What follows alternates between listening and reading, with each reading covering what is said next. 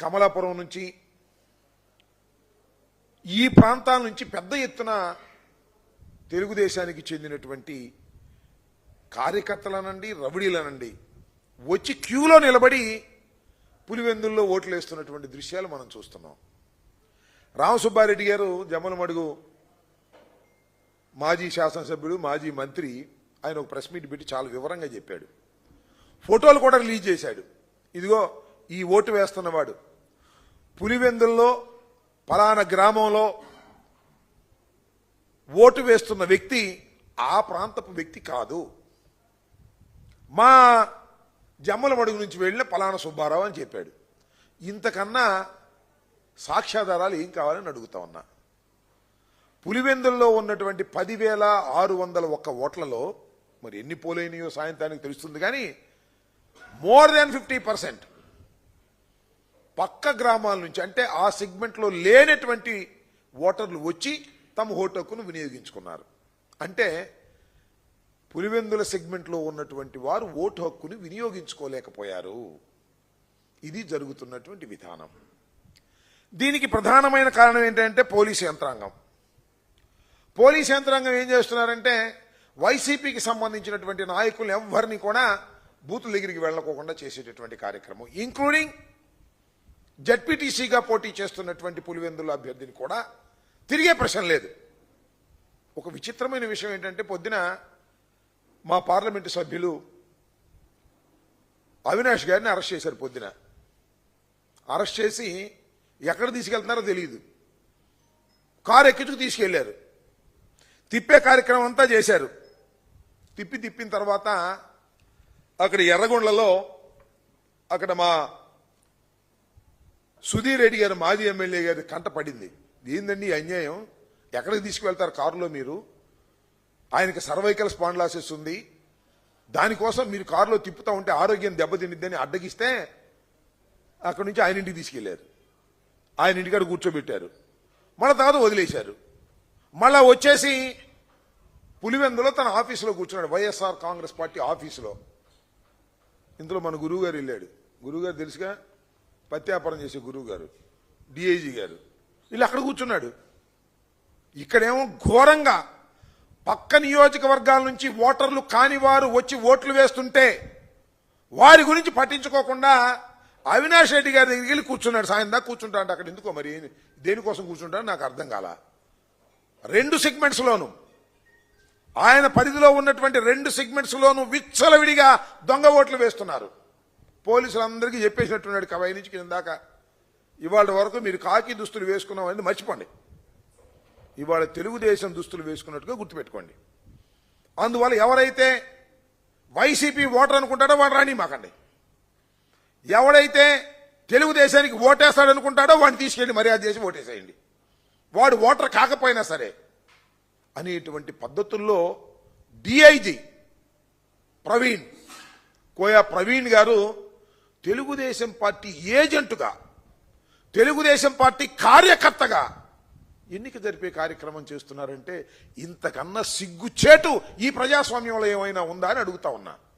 ఒక పోలీస్ అధికారి, ఐపీఎస్ అధికారి తెలుగుదేశం పార్టీని గెలిపించడం కోసం సర్వశక్తులు వడ్డి అన్యాయాలు అక్రమాలకి పాల్పడి ఇవాళ ఇంత దారుణంగా చేస్తుంటే సమాజం చూస్తూ ఊరుకుంటుందా అని అడుగుతా ఉన్నా.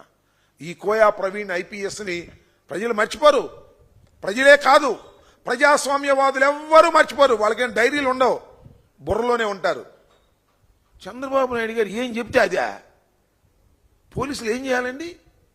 ఎవరైనా దొంగ ఓట్లు వేస్తుంటే వారిని అటకాయించే కార్యక్రమం చేయాలి. దొంగ ఓట్లనే ప్రోత్సహిస్తున్నారే. పక్క గ్రామాల నుంచి పక్క నియోజకవర్గాల నుంచి వచ్చిన వారిని రాచ మర్యాదలు చేసి తీసుకువెళ్ళి ఓట్లు వేయించేటటువంటి పరిస్థితి తెచ్చుకున్నారే. ఎంత దారుణం అండి ఇది. ఇలాంటి దారుణాన్ని ప్రజాస్వామ్యంలో ఎప్పుడైనా విన్నామా కన్నామా అని అడుగుతా ఉన్నా.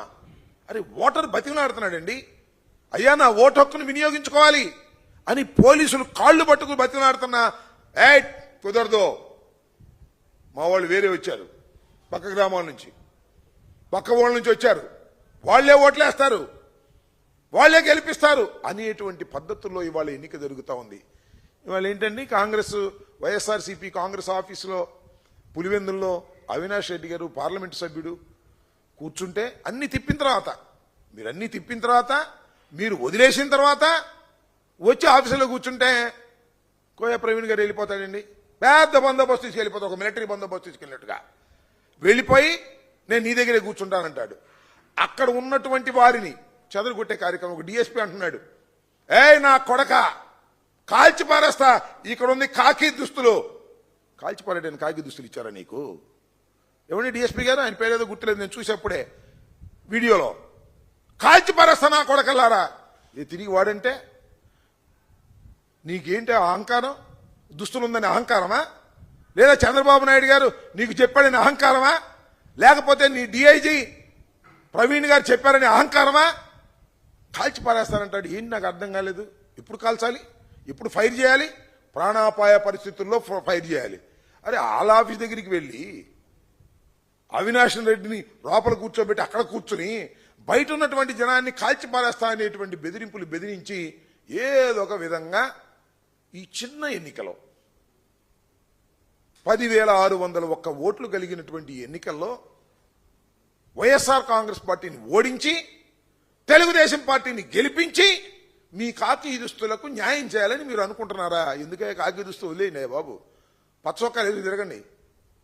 ఆ ప్రవీణ్ బ్యాచ్ అంతా కూడా పచ్చ చొక్కాలు వేసుకుని అప్పుడు తిరిగితే బెటర్గా ఉంటుంది. ఇంత దుర్మార్గమైనటువంటి రాజకీయాలు నేను చెప్తున్నా, ఇంతవరకు నేను ఎప్పుడు చూడలా. నాకు 68 సంవత్సరాలు, 1989లో రాజకీయాల్లోకి వచ్చా, అనేక మంది పోలీస్ ఆఫీసర్లను చూశా. ఎక్కడ కూడా ఇంత దారుణమైనటువంటి ఎన్నిక నేను ఇప్పుడు చూడలేదని మనవి చేస్తున్నా. నారా చంద్రబాబు నాయుడు గారు కూడా చెబుతున్నా, నీ దుంపదేగా 2 జడ్పీటీసీల కోసం ఎందుకై ఇంత కక్కుర్తి పడ్డావు? మొత్తం చరిత్ర అంతా నాశనం చేశావే. ఒక 100 సంవత్సరాలు వెనక్కి ప్రజాస్వామ్యాన్ని తీసుకువెళ్ళిపోయావే. నువ్వు సృష్టించినటువంటి ఈ సాంప్రదాయం చంద్రబాబు గారు నిన్ను వెంటాడదా? లేకపోతే మీ అబ్బాయిని వెంటాడదా? పోలీసుని ఈ రకంగా ఉపయోగించి బెదిరించి దొంగ ఓట్లు స్పష్టంగా వేసుకొని ఒక 10,601 ఓట్లు ఉన్నటువంటి పులివెందుల్లోనో లేకపోతే ఒంటిమిట్టలోనో గెలవాలనే నీ ప్రయత్నం ఏం ఉపయోగపడుతుంది చరిత్రలోనే అడుగుతా ఉన్నా. ఒకటైతే ఉపయోగపడుతుంది, రాష్ట్ర వ్యాపితంగా చూస్తున్నటువంటి వైఎస్ఆర్ కాంగ్రెస్ పార్టీ నాయకులు కానీ, వైఎస్ఆర్ కాంగ్రెస్ పార్టీ క్యాడర్ కానీ, వైఎస్ఆర్ కాంగ్రెస్ పార్టీ కార్యకర్తలు కానీ గుండెలు రగులుతా ఉన్నాయని మనవి చేస్తున్నా. ఇంత దుర్మార్గమైనటువంటి ఎన్నిక చేసి ఏమి సాధిస్తావని మనవి చేస్తున్నా. ఈ 2 గెలవకపోతే నీ ప్రభుత్వం పడిపోద్దా? పులివెందులు ఎప్పుడన్నా గెలిచావా? గెలవలా. అయితే ఏంటి, ఇవాళ గెలవాలి. పోలీసుల చేత ఓట్లేంచు గెలవాలి, పక్క గ్రామాల నుంచి తీసుకొచ్చిన వాళ్ళ చేత ఓట్లేంచు గెలవాలి. గెలిచేం పక్కలు తీస్తావా అని అడుగుతా ఉన్నా నేను. నువ్వు ఒక చరిత్రహీనుడిగా మిగిలిపోతావు. మా హృదయాలలో, వైఎస్ఆర్ కాంగ్రెస్ పార్టీ కార్యకర్తల్లో, వైఎస్ఆర్ కాంగ్రెస్ పార్టీ నాయకుల్లో మంట పెట్టావు, రగులుతా ఉంది మా హృదయాలని మనవి చేస్తున్నా. అంతేకాదు సామాన్యుల్లో కూడా, నీకు ఓటేసిన వాళ్ళకు కూడా, న్యాయంగా ధర్మంగా ఆలోచించే వాళ్ళకు కూడా ఎందుకు ఇంత కక్కుర్తి పడ్డాడు చంద్రబాబు నాయుడు? ఇంత దుర్మార్గానికి ఎందుకు పాల్పడుతున్నాడు? ఈ చిన్న విషయానికి ఇంత దారుణంగా పోలీసు యంత్రాంగాన్ని, ఎన్నికల కమిషన్ని భ్రష్టు పట్టించే విధంగా ఎందుకు చేస్తున్నాడు అనేటువంటి భావన కలగదా? వారు అరేరా అన్నారా? గెలిచి ఏం పగలదిస్తావు? ఒకవేళ గెలిస్తే ఇంత దారుణమైనటువంటి వ్యవహారానికి ఇవాళ చంద్రబాబు నాయుడు గారు దిగజారిపోవటం, దానికి తగ్గట్టుగా కోయ ప్రవీణ్ గారిని బహుశా అందుకే వేసినట్టున్నాడు. అక్కడ రాయలసీమ డిఐజీగా ఆయన పెట్టిందే అందుకు. ఏదో ఒక విధంగా జరిగిన ఎన్నికల్లో వాళ్ళే ఎన్నికలు చేయాలి, పోలీసులే ఎన్నికలు చేస్తున్నారు. చిత్రమైన విషయం, పోలీసులే ఎన్నికలు చేసే కార్యక్రమానికి వాళ్ళ ఒక దుష్ట సాంప్రదాయానికి నువ్వు శ్రీకారం చుట్టావు. దీనికి బాధ్యత వహించవలసింది నారా చంద్రబాబు నాయుడు గారు, మూల్యం చెల్లించవలసింది కూడా మీరు, మీ అబ్బాయి అనే విషయాన్ని దయచేసి మర్చిపోవద్దని. ఇవాళ కోయా ప్రవీణ్ ఎందుకు వెళ్తున్నాడో నాకు అర్థం కాల. చంద్రబాబు మన అవినాష్ గారి ఇంటికి ఒకసారి పంపించారు, అవినాష్ గారిని వెంటబడతా ఉన్నారు, నాకు అర్థం కాల. అంటే దాని ఉద్దేశం ఏంటి? సాయంత్రం 5 గంటల దాకా వాళ్ళు విచ్చలవిడిగా వాళ్ళు ఇష్టం వచ్చినట్టుగా ఓట్లు వేసుకోవడానికి అవినాష్ గారు ఇంటికాడుండి అడ్డం పడతాడేమోననేటువంటి ఉద్దేశమా, లేక ఇంటికాడుండి మీడియాతో మాట్లాడతాడని ఉద్దేశమా?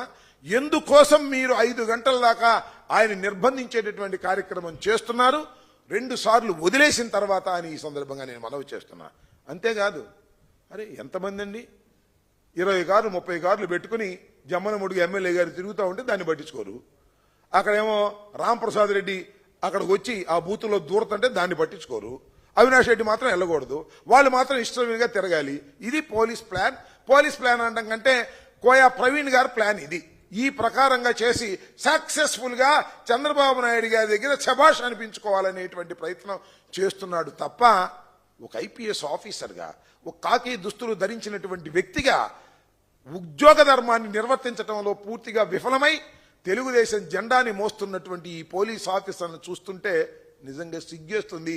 నిజంగా సిన్సియర్గా ఉండేటటువంటి ఐపీఎస్ ఆఫీసర్లకి సిగ్గు కూడా వేస్తుందని ఈ సందర్భంగా చెప్పదలుచుకున్నాను. ఇది చాలా దారుణమైన, అన్యాయమైన, చరిత్రలో ఎప్పుడు కని విని ఎరుగునటువంటి ఒక దారుణమైనటువంటి ఎన్నికకు ఇవాళ నారా చంద్రబాబు నాయుడు గారు, లోకేష్ గారు పులివెందుల్లోనూ ఒంటిమెట్టలోనూ ఈ నిర్ణయం తీసుకోవడం చాలా దురదృష్టకరం. నిజం చెప్పాలంటే అసలు ఈ రెండు ప్రకటించినప్పుడు వీళ్ళు ఈ కుట్రలో భాగంగా ప్రకటించారనేది చాలా స్పష్టంగా అర్థమవుతుంది. దీనికి మాత్రం తప్పనిసరిగా తెలుగుదేశం ప్రభుత్వం, చంద్రబాబు నాయుడు గారు తప్పనిసరిగా దీనికి రాబోయే కాలంలో